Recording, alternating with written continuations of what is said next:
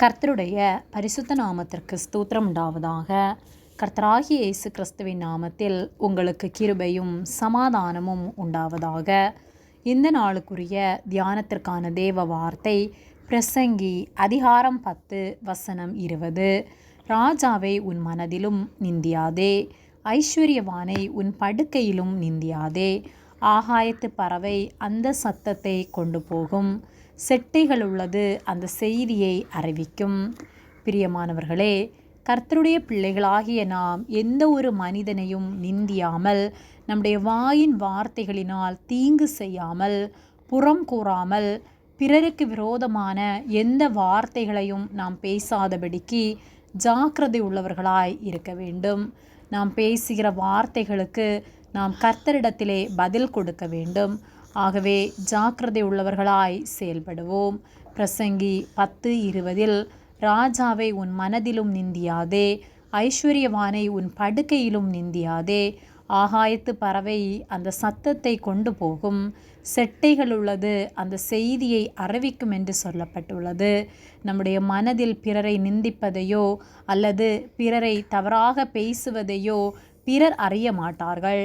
அதுபோல ஒருவரை குறித்து நம்முடைய படுக்கையிலே நாம் நினைப்பதையோ நாம் பேசுவதையோ வேறு மனிதர்கள் கேட்க மாட்டார்கள்.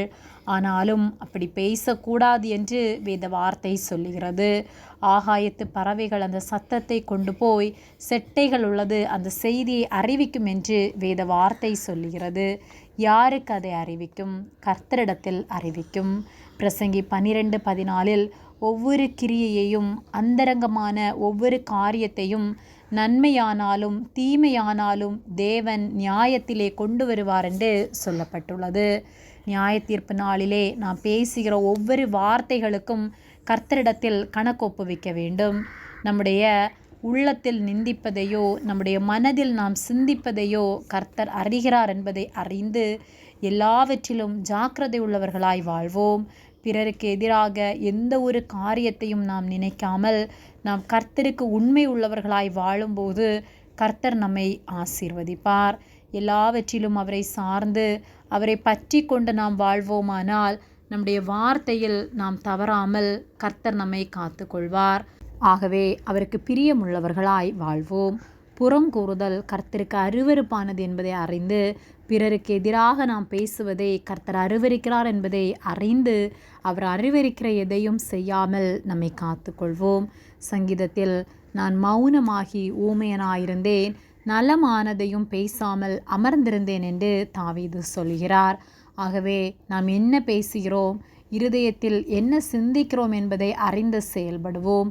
மனுஷர் பேசும் வீணான வார்த்தைகள் யாவையும் குறித்து நியாய தீர்ப்பு நாளிலே கணக்கு ஒப்புவிக்க வேண்டும் என்று உங்களுக்கு சொல்லுகிறேன் என்று கர்த்தர் சொல்லுகிறார். ஆகவே அவருக்கு உண்மை உள்ளவர்களாய் வாழ்ந்து அவரோடு என்றும் ஜீவிப்போம். ஆமேன். ஜெபம். எங்களை அதிகமாக நேசித்து வழிநடத்தி வருகிற எங்கள் அன்பின் பரிசுத்த பிதாவே, இந்த நாளையும் நாங்கள் காணும்படியாக நீர் எங்களுக்கு ஜீவனை தந்த உம்முடைய அன்பிற்காக நாங்கள் உமக்கு நன்றி செலுத்துகின்றோம். நாங்கள் தியானித்த வார்த்தையின்படியே நாங்கள் ஒருவருக்கும் தீங்கு நினையாமல் எங்கள் சிந்தனையில் பரிசுத்தமுள்ளவர்களாய் எங்கள் வார்த்தையில் பரிசுத்தமுள்ளவர்களாய் வாழ நீர் உதவி செய்யும்படியாய் ஜெபிக்கின்றோம். நீர் அருவருக்கிற எந்த கிரியைகளும் எங்களிலே வெளிப்படாதபடிக்கு நீர் காத்து கொள்ளும்படியாய் ஜெபிக்கின்றோம். உமக்கு உண்மையுள்ளவர்களாய் நாங்கள் வாழ ஒவ்வொரு நாளும் நீர் எங்களுக்கு உதவி செய்யும்படியாய் ஜெபிக்கின்றோம். எங்களை உம்முடைய கரத்திலே தாழ்த்துகின்றோம். இயேசுவின் நாமத்தில் ஜெபிக்கின்றோம் பிதாவே. ஆமேன். கர்த்தர் உங்களை ஆசீர்வதிப்பாராக.